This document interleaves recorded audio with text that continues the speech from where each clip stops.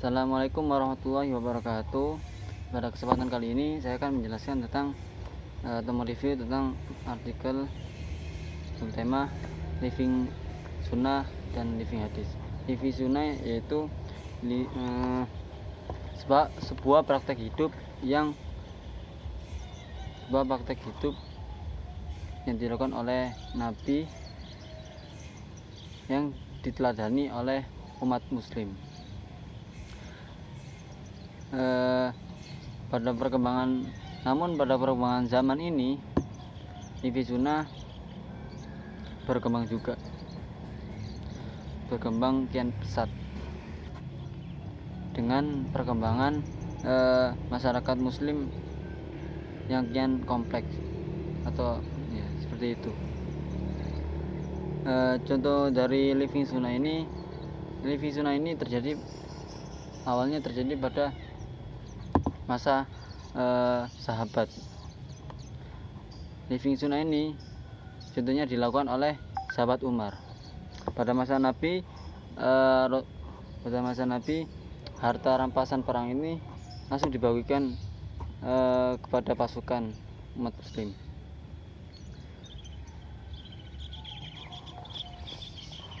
Ini yang dilakukan oleh Nabi ini berlandasan yang ada di dalam Al-Quran pada surat Al-Anfal ayat 41. Kemudian namun Umar bin Khattab berbeda. Itu harta rampasan ini dibiarkan dan akan dikenakan pajak agar tujuannya harta rampasan ini sebagai cadangan untuk generasi berikutnya. Namun kebijakan Umar bin Khattab ini ditentang keras oleh para sahabat senior lainnya seperti Abdurrahman bin Auf dan yang lainnya. Tapi pada akhirnya kebijakan sahabat Umar ini didukung oleh Ali bin Abi Thalib dan Utsman bin Affan.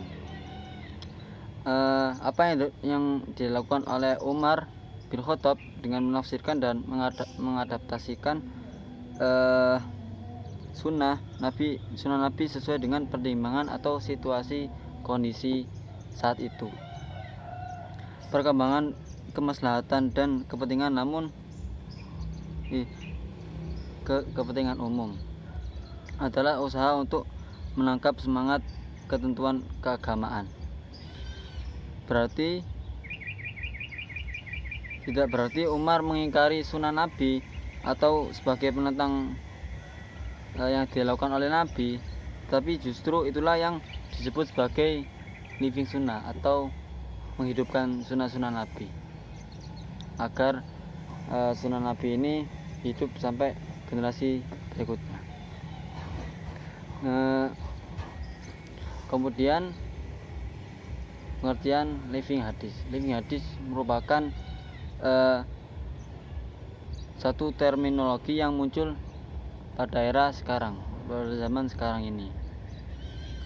Pada kesejarahan sebenarnya ini ia telah eksis, misalnya tradisi Madinah yang menjadi living sunnah. Lalu ketika sunnah diverbalisasikan maka menjadi living hadis.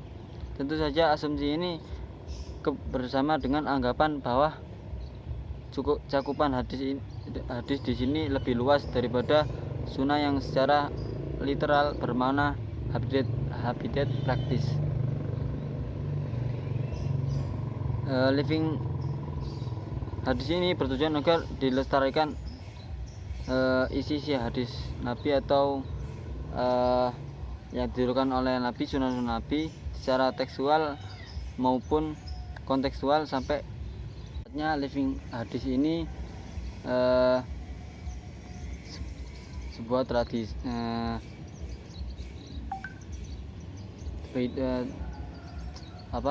seperti tradisi atau kegiatan sehari-hari yang dilandasi oleh hadis-hadis Nabi yang sahih, hadis-hadis Nabi yang sahih, hasan, yang dhaif, seperti itu. Contohnya seperti tahlilan yang dilakukan oleh oleh organisasi NU atau warga Nahdliyin. Di dalam tahlilan itu terdapat selawatan, zikir, dan selawatan zikir ini ada hadisnya yang dianjurkan oleh Rasulullah. Kemudian contohnya seperti menggunakan siwak. Menggunakan siwak ini dianjurkan oleh Nabi agar untuk membersihkan kotoran-kotoran yang ada di gigi. Kemudian hadis tentang siwak ini yaitu Aisyah, bahwasanya Nabi SAW pernah bersabda, as-siwak madharatu lil fami mardatu irabbi, yang artinya siwak membuat bersih mulut dan mendatangkan ridha Allah. Living hadisnya yang dilakukan oleh masyarakat, tidak semua masyarakat melakukan menggosok gigi dengan siwak, tetapi bisa oleh masyarakat dikiaskan dengan menggunakan sikat gigi dan pasta gigi, karena agar lebih mudah untuk dan membersihkan kotor-kotoran yang ada di gigi.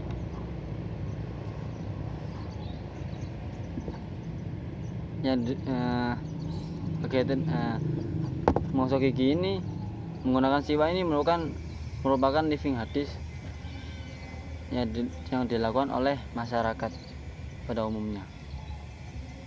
Sekian dari penjelasan saya tentang living sunnah dan living hadis. Assalamualaikum warahmatullahi wabarakatuh.